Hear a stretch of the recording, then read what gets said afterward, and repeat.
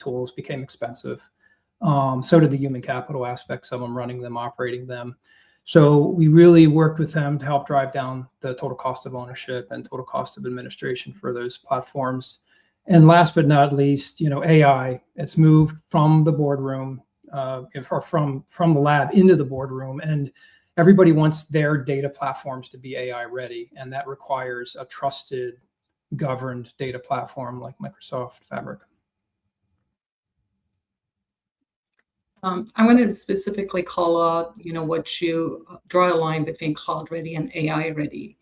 Can you just say a little bit more about that? What's the actual difference and why should organizations care? Yeah, I think for me, cloud ready means that it's ready to move. AI ready means it's ready to be trusted. We saw the wave of cloud migrations, 5, 6, 7 years ago. In many cases, we just drug up the same sins of the past, undocumented jobs, spaghetti code. And I think the advent of AI and the notion that it's still very much a garbage in, garbage out proposition forced companies to reevaluate the quality of their underlying data estate. And so that's how I think about it. And finally, if you're using agents, for example, to do some of the heavy lifting in your app, if an agent makes a change to a piece of data, that agent and that operation needs to be fully traceable. So I like the fact that lineage and governance is built into the platform in OneLake, rather than having to be built necessarily by our customers, because we handle the lineage for you. So we think that that's one of the big aspects that helps an organization become AI ready. Thank you. Adam, I'm going to now turn to you. So tell us a little bit about the problem WTW was trying to solve. So before this project, what did reporting on legacy Oracle look like day to day?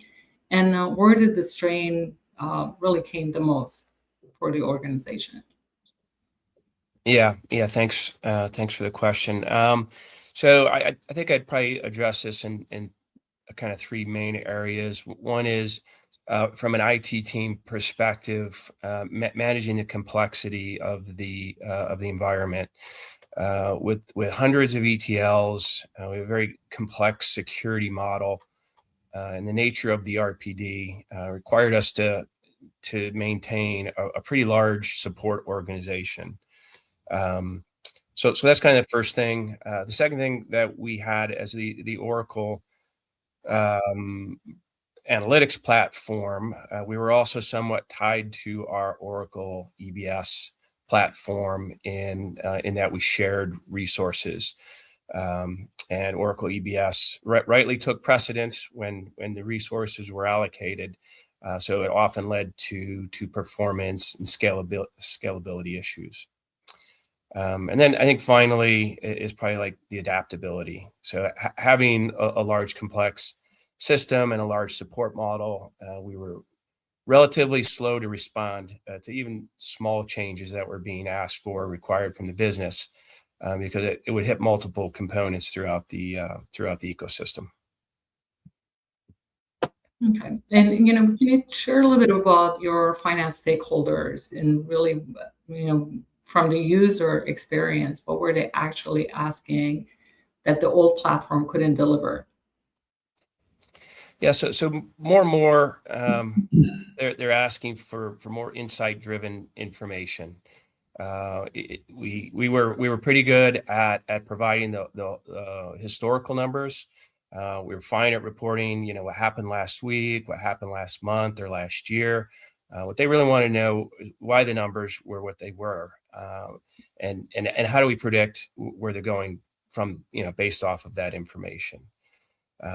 So more and more they're asking for this, and in order to accomplish that, it required us to have more of a connected data source across different enterprise domains, because it wasn't all just finance related. So we needed something that was going to be able to take in additional domains of data, something that was scalable, and something that would be AI ready. Okay, and then what made you to do it now? Like, why should you modernize? From going from someday to actually doing it today? Yeah, that was an easy one. So the rising cost and the tech debt of the legacy estate was something that we needed to address. If we couple that with the strategic push towards AI and the modern analytics that were being asked for, that the old platform couldn't support, the business case became pretty straightforward from there. And that's the same thing we're hearing from a lot of customers as well too. So Brian, you work across multiple organizations, different finance orgs, and can you share also what Fabric instead of a straight lift and shift? Because that's sometimes that's the choice. It's the faster to get the results. But why would customers do Fabric instead of a straight lift and shift? I think I touched on it a little bit. It does force you to reevaluate the quality of your data estate, because if you're making decisions and potentially autonomous decisions, you want to do that over trusted data, and you need to do that in a way that shows full traceability and lineage over a governed platform. And I think we don't necessarily have to boil the ocean and get our entire data estate in order, but I think the artifacts associated with a certain piece of the application does need to get put into shape and prepared properly. The pattern that we see across all of our, I sit in a vertical, which is just insurance customers and regulated industries, financial services. And what we see across all of ours, and I'm sure it's not unique to insurance, is the adoption of Excel as a primary data source. We respect and appreciate that WTW, being a company of actuaries, embraces Excel. And so rather than turning them away, we are still working with them on this. But I think one of the things we do see is we see Excel being brought in as a governed data source. So it's no longer sort of just some shadow IT artifact that is at risk. We can bring those into our OneLake and we can govern them like we do the rest of our enterprise assets. Okay, I'm going to come back again to, why isn't AI ready the same as cloud ready in practice? And if you can share with us, what does a team get wrong if they treat it that way? You're asking me? Yes, yes. Okay, I wasn't sure because I know that Adam had done a little bit of work in this too. I think the pitfall really is, again, if we move the data and we move the processes the way they were, maybe it's not a matter of what they get wrong. It's just it's a matter of what they're carrying with them, and that load and that tech debt is a significant issue. These were products that had perpetual licensing and maintenance costs. Again, a human capital expense of the kind of folks that needed to know a 25 or 30-year-old ETL platform was harder and harder to come by. So I think by making something AI ready and moving to a modern SaaS data platform, they've solved a few things. They've changed the economic model clearly, and they've opened it up to a new set of engineers that can work in this kind of unified experience, this unified product experience. Okay, so thank you for that. So I want to just turn over to Bala now to walk us through a real Oracle source rebuilt on Fabric, because a lot of the things that we heard from customers also, it's always two things: cost and time is number one. And of course, we have to fix that legacy data streams and data sources before we can get to AI. So Bala, I'm going to hand it to you. If you can walk us through the demo, please.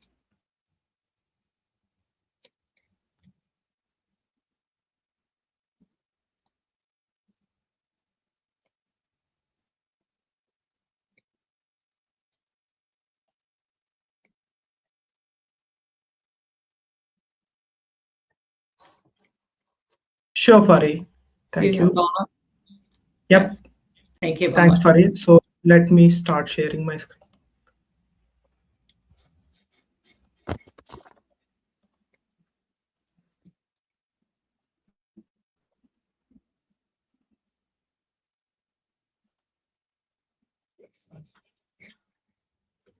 I hope my screen is visible. Yes. Yep. What you have heard so far is why organizations are looking at Microsoft Fabric and why just moving existing platforms to the cloud is not enough, right? What we would like to show you now is how we at KPI Partners are accelerating this journey using our enterprise data products and the reusable IP we have built on Microsoft Fabric. The idea is simple. We do not want customers to start from zero.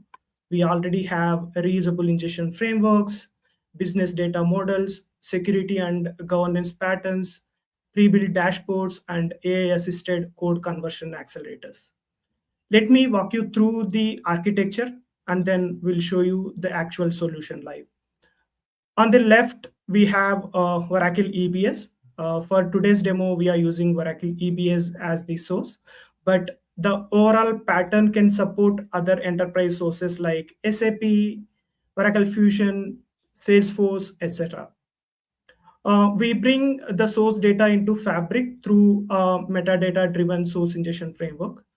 Branch is our raw landing layer. From there, we standardize and transform the data, and business-ready dimensions and facts are built within the warehouse. And then security and governance are part of the design. And finally, the governed data is exposed to Power BI through the semantic layer using Direct Lake.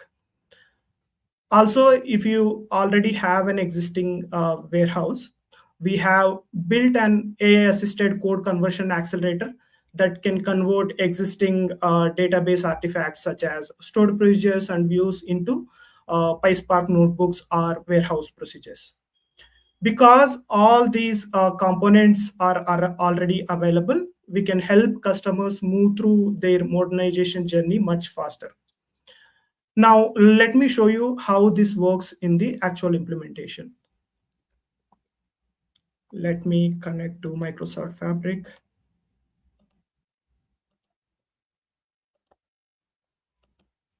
Okay. This is the Fabric workspace. This is how we organize all the Fabric components into different folders. At a high level, you can see the Lakehouse, notebooks, pipelines, SQL DB, and warehouse. I'll cover all these in more detail as we go through each component. First, we'll start with SQL DB. This is used for metadata ingestion framework and auditing. SQL DB is general availability in November 2025. Earlier, we used Azure SQL DB for this purpose. Now, why SQL DB? Why not Lakehouse or warehouse, right? The reason being SQL DB supports capabilities such as row-level locking, high concurrency rates, and transactional logging. Through the ingestion framework, instead of hard coding the processing logic for every Oracle table, we control the behavior through the configuration. If you see here, we have two key tables. First is CTL table sync. This table controls source ingestion. It holds information such as which table is active, the primary key, watermarking, and other details required for incremental processing. So in future, if we need to onboard a new table, it is mainly a configuration change in the configuration table. Now, second table is CTL table dimps facts. This controls the execution sequence of the dimensions and facts that are loaded into the warehouse. Along with metadata, we have operational monitoring built into the framework. This is ETL batch history. Using this table, you can track for every run. We can see when it started, when it completed, the status, and any error information. And then we have ELT process history. It gives us more details within each batch. It tells us which individual process ran, how long it took, and whether it completed successfully or not. So with these operational monitoring capability, this makes the monitoring and troubleshooting much easier. So for today's demo, we have taken DIM ledger as a business dimension, which is built using GL ledgers and GL period types. And then I've made these tables active in our control tables. If you see it here, so this is the result of CTL table sync, where GL period types and GL ledgers I made it as active. And then let me query CTL dims and facts. This is where I made it a dim ledger as active. Now let me show you the orchestration piece. This is the master pipeline, which coordinates the overall flow. First, we have a bronze silver pipeline. This pipeline reads the metadata from the configuration table that I have shown a while ago and handles the source ingestion through bronze and silver layers. The same pipeline can process multiple source tables based on the configuration that we have set up in the configuration table. And then we have silver to gold pipeline. This pipeline loads business ready dimensions and facts in the required sequence defined in the configuration table. Now let me trigger this pipeline. Right, so now the pipeline is running. So while this is running, rather than waiting here, let me show you what the business users finally get from this solution, right? This is our landing page for pre-built analytics. We have built a pre-built dashboard for all the business domains, starting with finance, procurement, sales, inventory, fixed assets, HCM, order management, projects, and other areas. So our story is not only about moving data into Fabric, we are taking it all the way to business-ready analytics. Now, let me go to finance. Right, within finance, we have pre-built analytics for accounts payable, general ledger, and accounts receivable. Within each of these modules, we have multiple dashboards and reports. Let me open enterprise reports dashboard. Right here, the finance stakeholders can look at outstanding amounts, expenses by business unit, and invoice level details. They can also do filter and drill down based on what they want to analyze, basically, right? Likewise, we have built a pre-built analytics for all the business domains that you see it here, right? And then these dashboards or reports are based on various client use cases that we have seen. Now, let me take you back to the pipeline that we started a few minutes ago. Looks like this is still running. Now let's see from which step it is. Yes, it is running on silver pipeline. Now let me take you through the warehouse. This is the warehouse. Within warehouse, we have organized data into two main layers, ELT data lake and ELT analytics. ELT data lake is our enterprise data foundation layer. This is where we create a standardized and reusable enterprise level foundation. This layer can support downstream gold processing, and the same governed data can also be used for AI and ML use cases. And then we have ELT analytics. This is our business ready analytics layer. This is where we maintain dimensions and facts that are specifically designed for report and analytics purpose. So in simple terms, ELT data lake provides the common enterprise data foundation, and ELT analytics provides the business ready dimensional model on top of it, right? So for this example, we have taken dim ledgers in the ELT analytics, and then dim ledgers is built on top of using GL ledgers, and GL period types are the source tables. So let me go back to the pipeline. The pipeline is still running.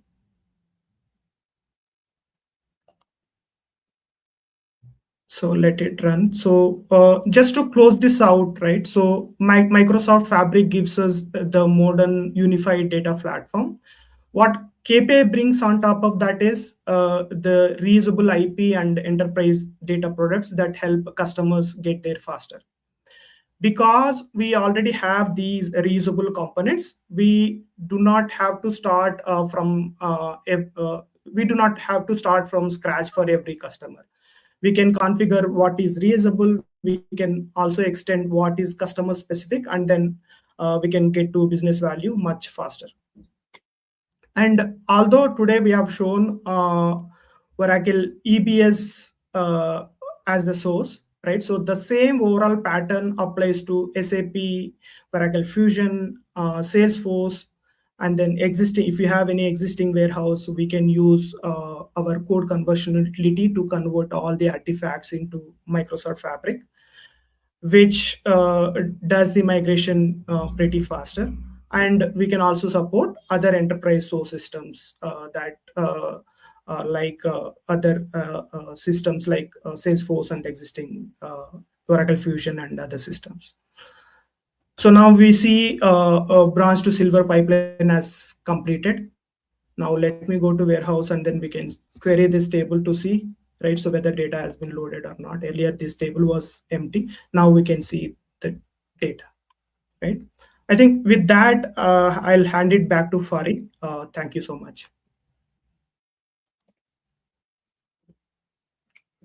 Thank you so much, Bala. So Adam, I'm going to ask you, seeing that what Bala demoed is, how close is that to what your team actually lived through? I think it was pretty close to the reality we experienced. I think the accelerators that were brought forward, particularly in the finance and projects areas for us, really kind of accelerated the pipeline, the reconciliation work, kind of stuff we used to have to do by hand. I thought it was very, very beneficial to have those as part of the process. I also think the overall process that you guys have outlined here and built is very logical, and it's easy to kind of step through from a supportability standpoint. As questions come up or issues arise, it's easy to trace through the system where a point of failure may have occurred. Thank you. Brian, do you have anything you want to add to what you saw? Yeah, I just wanted to add a little bit about the approach. I know this started for WTW as an Oracle migration. Many times we don't really start with the migration, we start with a pattern. I touched on OneLake a little bit, and the way I kind of think of it is it's not really about the source, it's about the destination, and the destination being OneLake. So whether that's SAP or whether that's Oracle or SQL, we have two features. One is called shortcuts. The other is called mirroring. A shortcut basically instantiates a remote data source right into the OneLake. So an S3 bucket, for example, or something from GCP. There's a number of different sources that could be shortcutted. And then mirroring is the continuous replication of a relational database right into OneLake. And I'll never forget the first time I saw a preview of Fabric where we were joining in a single three table join, a fact table that lived in OneLake from SQL, a dimension table from Oracle, and then another dimension table from Amazon S3. And they were all local data sources, secured and governed. I just couldn't believe what I was seeing. It wasn't reaching out to those sources. It was actually querying right directly to OneLake. So I'll say that the thing I'll just reemphasize is just, think about it as a pattern. This is a pattern that KPI is really good at. It doesn't matter whether it's Oracle or SAP. It's really just, it's about the destination being OneLake. Thank you for that. So Adam, I'm going to come back to you because now you're on the other side. This project has started with IT, but I want to ask you, what was the outcomes that your finance stakeholders were looking for and actually feel now that the project is done? Yeah, so one of the things that we weren't necessarily looking for, but that we are seeing is quicker processing time. So the end-to-end time it takes to reach out to EBS and grab our data on a nightly basis to the time that data is available for our end users and end solution has been cut significantly by several hours. And what that means, we're a global business. We've got a lot of centers of excellence in Asia. And so what that means is those folks can get their day started earlier rather than having to wait several hours through their morning time into their afternoon to get the data. They can get going with the data set a lot quicker. So I'd say that's the first thing that our end users are experiencing. The second thing is a quicker turnaround on enhancements. So the system is much more flexible. We have a much smaller support team on it, and we are not creating a longer backlog. We're able to keep up with it, and our throughput is keeping up with the changes and the enhancements that are being requested. So I think those are probably the main two things that finances would say that they're experiencing. And anything on the IT side? I know we started with cost, like you mentioned in the beginning. Anything you saw that you can talk about?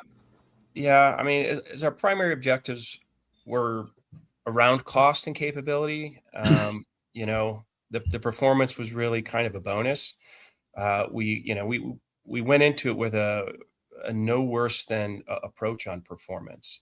So, if we saved money and we were able to turn around the data in the same time frame, we're going to be okay with that. But working closely with Microsoft and KPI Partners on the architecture and design, we're able to cut those hours out from the processing windows and delivering much faster reporting experiences. Great, thank you. Now I'm going to ask you more. What was harder than you expected? So, and what turned out to be faster, unexpected. Yeah, I mean, we've been at this for a long time. So, the system that we were on, we were on it for 15 years. So over that course of time, we've had a lot of acquisitions, divestitures, reorganizations, and so we've accumulated a lot of debt in the system. So I'd say harder was untangling a lot of the business logic, going back and rationalizing all the different processes, the tables, the data, and everything that we were doing before we just copy them over into the new system. So we ended up shedding many tables, processes, and data sets that were no longer in use. So that was a lot harder, but definitely worthwhile prep work going into the project.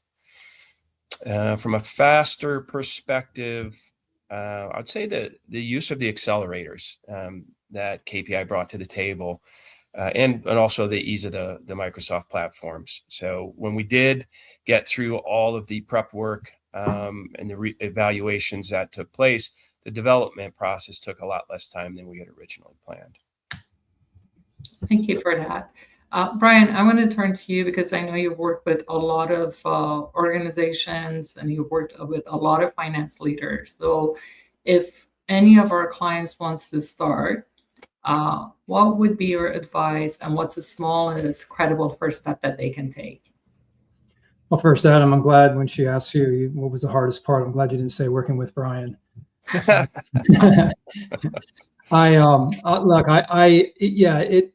Where you start. First of all, start with a great partner and bring Microsoft in. And in this case, we co-invested. Microsoft brought resources. We brought funding to the project. Anytime a customer of ours is doing a project of significant strategic importance, we like to bring skin in as well. To me, that's first and foremost. What should finance leaders think about? There's a couple of debates about this. Some people start simple because when you start simple and you build competency, that kind of compounds, the value compounds. You get faster, you get better. I kind of like, starting maybe with the report that ruins your life.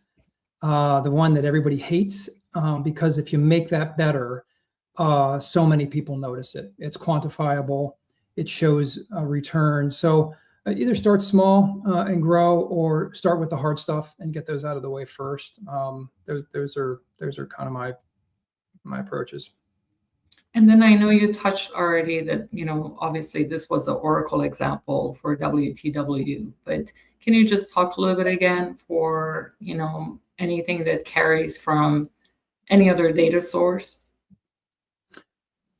Yeah, again, I just, OneLake is sort of revolutionary in my mind, because it not only supports like the compute option, so you can bring Fabric to it, you can bring Databricks to it, you can bring Snowflake to it. That's an open storage architecture. But, because we can automatically handle the replication of these distant data sources into OneLake, in my opinion, it doesn't matter whether it's SAP or Oracle or Postgres or SQL that you're trying to move from. And it doesn't always mean you're moving. You're not always shutting down a legacy application. Sometimes you're just creating an analytical copy of it so that you can get things done faster, continuous close. I mean, let's remember, Microsoft is a $1 trillion company.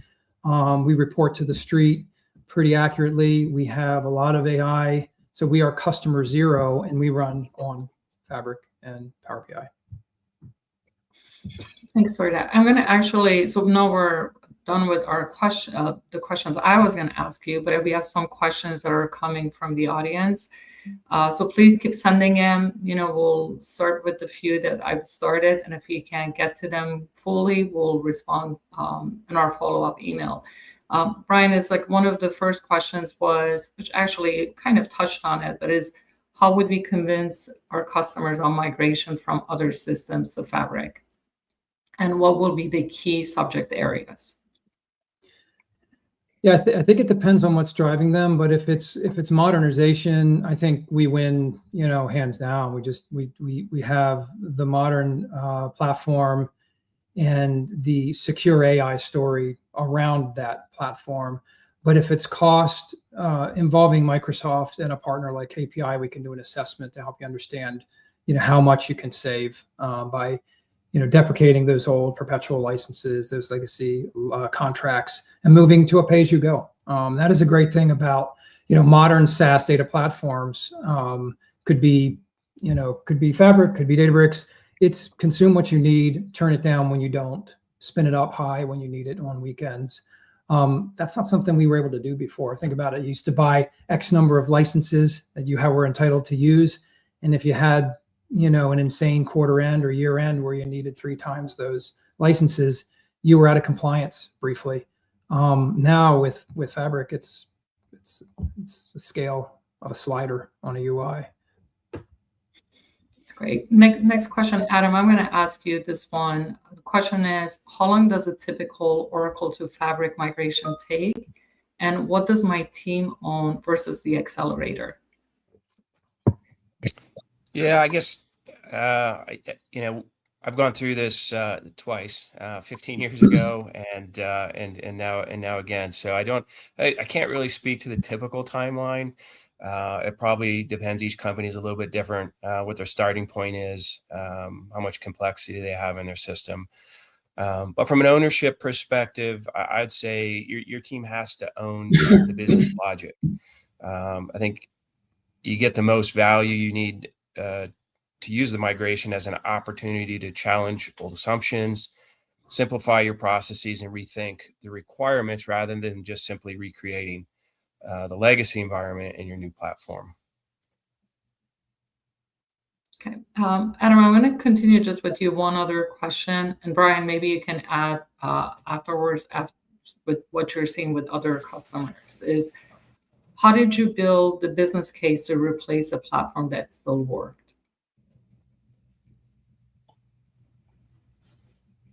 You want me to start there? How do we build the business case? Yeah. Yes. So, okay. Well, you start with your costs, right? So what are your costs of licensing, database? Add on top of that your support costs, your annual run rates for support. and you kind of got a starting point. And then as Brian said, you work with you work with some good partners in Microsoft, and you work through what it is you've got, and what direction you're heading in, to see what the cost of conversion will be and what the cost of run rate will be going forward, and then put your case together. I think in our case it was a 2.5 year payback, if I'm not mistaken. So it was a pretty good business case. Right. Brian, anything you want to add? Yeah, I would say it is always hard to justify if it's not, if it's not broke, don't fix it. But I think today the pressure to transform core business processes with AI is so important, and the idea that we're bringing AI to 30-year-old data platforms just doesn't resonate. So I think the modernization play, and sort of anchored in security and governance, because we have agents, we're going to have agents doing work on our behalf, not our behalf, but on behalf of system processes, for example, will be handled by agents. I think it's more important than ever to have a secure, governed, trusted platform. Great, thank you. Adam, this question also for you. How do you guarantee reporting fidelity that the numbers actually reconcile? Oh, yeah. I mean, what we did there is part of the tool set that KPI brought to the table. There was some automated testing and data quality checking that as part of that. We also had our IT team do thorough internal testing, validating the new data against the historical data or the legacy system. The data was brought in on a full load basis from source rather than a copy from our legacy warehouse. So there was a lot of checking that had to take place, and rationalization of some of the variances that are just due to the nature of historical data changes. So that coupled with plenty of time to have finance in there and parallel running and doing their testing so that they can feel comfortable with it. Because if finance isn't comfortable with it, then it's not going to be a good outcome. Yeah. Brian, this question is for you. So once you're on Fabric, where do Copilot and AI actually come in? Yeah, a couple places. Copilot in Power BI is fully integrated, so you could use Copilot to describe a dashboard that you want to have built for you, and the LLM-backed Copilot within Power BI will generate a dashboard for you. That's one modality. I like to say AI and Copilots are kind of like spell checker. They're popping up in all of our products. They're in everything from Word to Fabric. So another place is within our notebook environment. We can use essentially GitHub Copilot that's been integrated right into the notebook experience to say, write me a Python script to do X. And you can do that. You can use AI within that experience. And to me, the game changer is the use of data agents. A data agent is essentially an AI agent that's able to produce T-SQL that goes off and runs queries against your warehouse and does that in an automated fashion. That works very closely with the semantic layer and ontologies, which takes some work to get right. We'd love to work with you on that. But once the ontology or the semantic layer is robust and elegant, then data agents in Fabric can really accelerate AI adoption. Thank you. Adam, one more question. And the question is, if you did it again, what would you do differently? Well, I come at it from an IT perspective, and so I'd say the IT part of it was relatively easy. We had the same source of data. We were producing roughly the same dashboard. So working through the logic, rebuilding the logic, and recreating reports was probably the easier side. If I did it over, I'd spend more time with finance, more time with our ad hoc users, making sure that they're comfortable in the new environment and they're able to get out, ask the questions that they want to ask, and get out the information and the insights that they need to get out of it. So probably more time with finance and ad hoc users would be the key. Well, thank you for both of you for all your answers. So with that, it's a wrap. 3 things to take away for our listeners. So number 1, cloud ready is not AI ready. The unlock is modeling and governance, not just moving servers. Number 2, the accelerators eliminate manual pipeline and reconciliation work, but it's truly is backed by a strong partnership between the teams. In this case, it was Microsoft, WTW, and KPI teams working together, starting with the architecture and design. And then number 3, lastly, is this isn't an Oracle-only story. The pattern holds for any other data sources or any other legacy data systems and silos that you will have. As a next step, I want to leave you with just one next step for you. So we're running a 2-week any source to fabric readiness assessment. It's a scope, it's fast, and it gives you a roadmap and a target architecture. This is not a sales pitch. You heard Brian. There's also investment from Microsoft if cost is an issue. Brian, Adam, I want to thank you both. And this session is recorded, so you will get the recording and next steps by email. Thank you all for joining. Have a wonderful rest of the day. Great. Thanks.